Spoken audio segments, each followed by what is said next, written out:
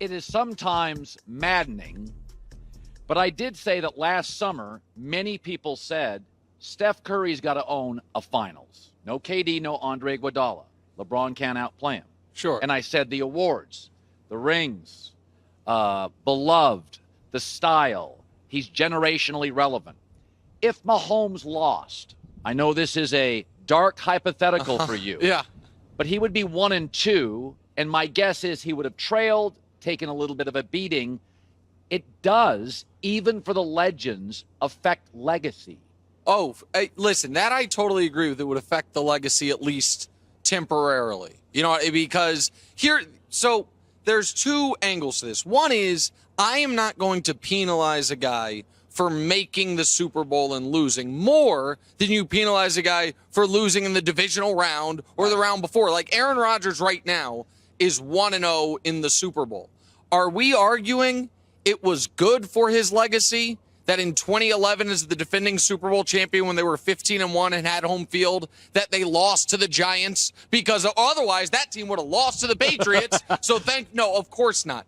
However, to your point, Mahomes has now ascended faster than any athlete I've ever seen to where his only competition are ghosts and legends. Yeah. So Brady for 15 years was competing with Peyton Manning, then ascended, and then it was against Montana, and then ascended again, and it was against no one. LeBron, it was LeBron versus Kobe, then LeBron versus Durant, then LeBron versus Steph, and then he graduated to LeBron versus Jordan, the LeBron versus Kareem.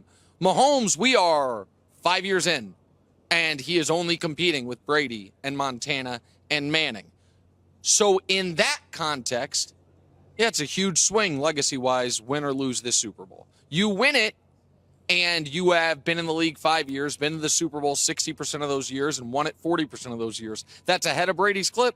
Brady's at 45% going to the Super Bowl and like 31% winning it, which is insane, but that's what he's at. Mahomes will be ahead of it. You lose, and the bigger concern to me then is also how many more shots are you going to get with prime Travis Kelce, which is a key piece of this. So, yeah, I'm not going to say if he loses, like now we're going to start talking Joe Burrow versus Mahomes, but in his quest to catch Montana or Manning or Brady, it would take a really big hit.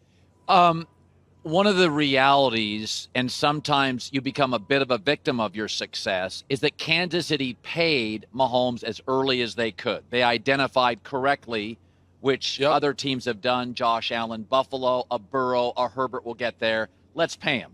Once you pay a quarterback elite money, you peel off certain people. Tyreek Hill to the Dolphins, sure. Ward, good corner to the Niners.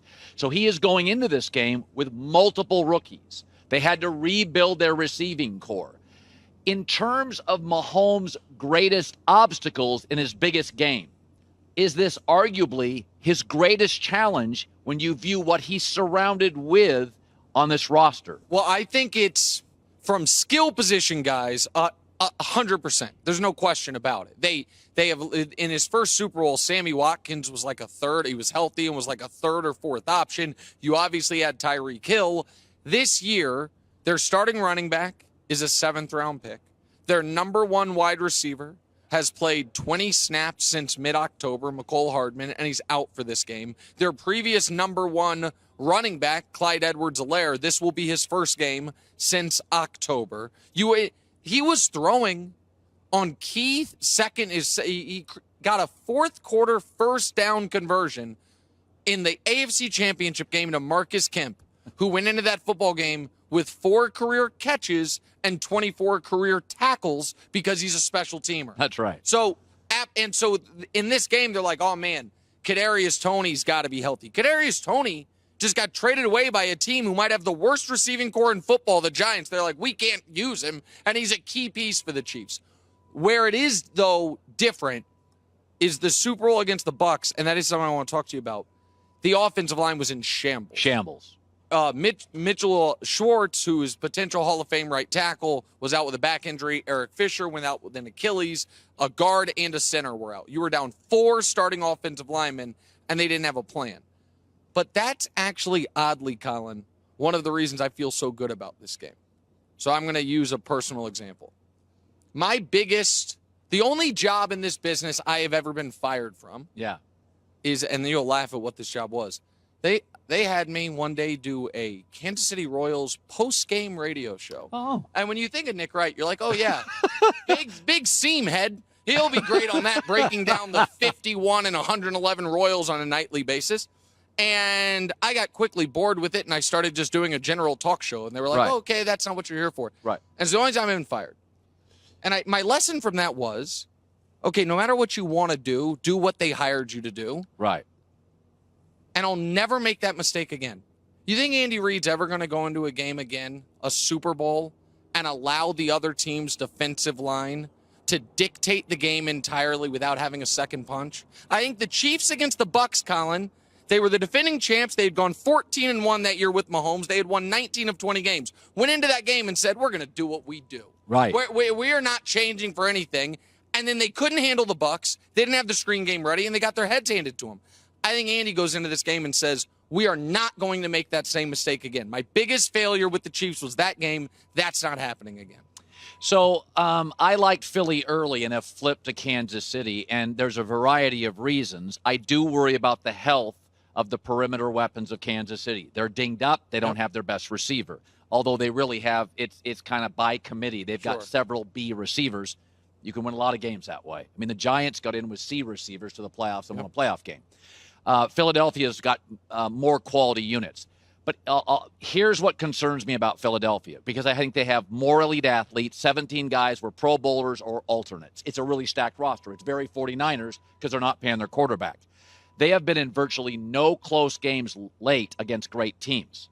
16 quarterbacks, none are Pro Bowlers. They came back late against the Colts. They got the Jags early, rebounding from Urban Meyer, and the Titans late that fell apart. Yep.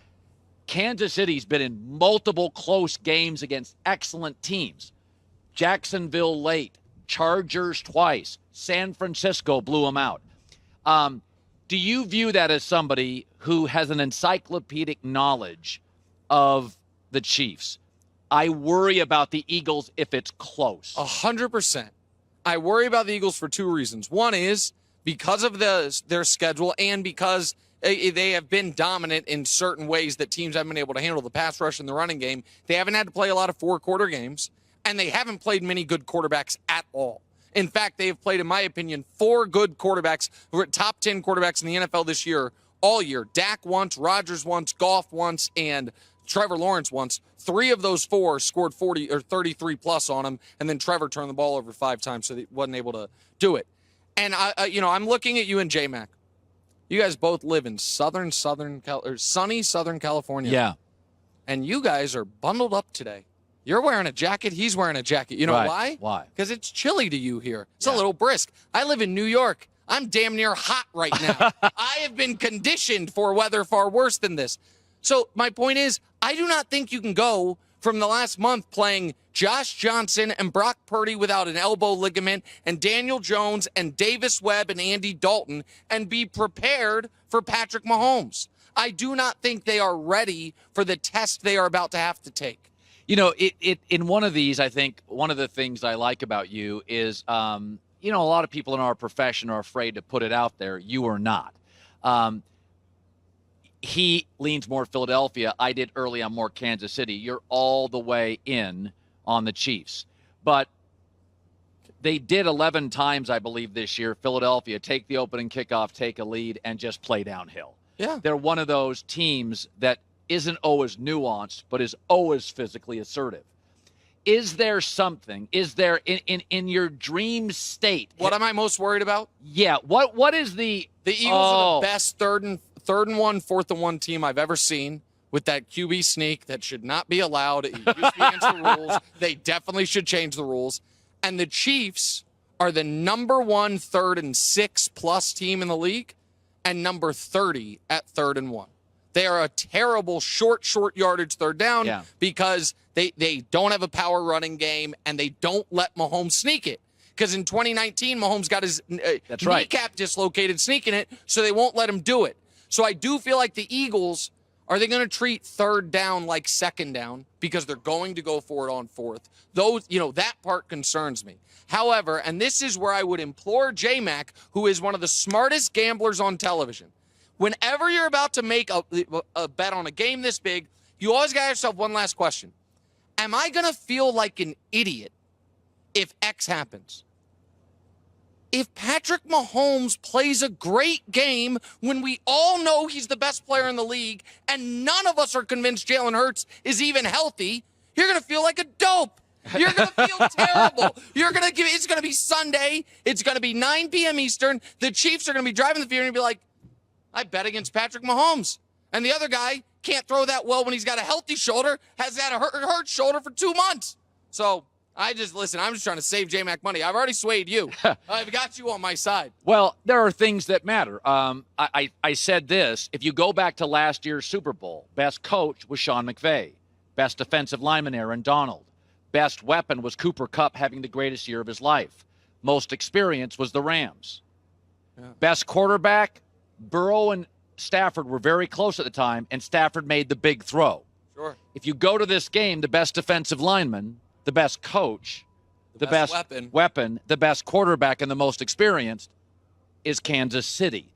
And if you go to NBA Finals and Super Bowls, depth can matter, but it generally in close games is not a deciding factor. The last play of last year's Super Bowl, Aaron Donald, the best player at his position, the last decade, arguably, sacks Joe Burrow. And I feel Kansas City lacks the depth, but at key positions, they have the best players, all Hall of Famers. And I'll say this. If the Chiefs are down 24-10, it'll be rough. You'll be worried. You'll be concerned that Philly's going to be able to bleed the clock, but you will not feel like, oh, they can't come back.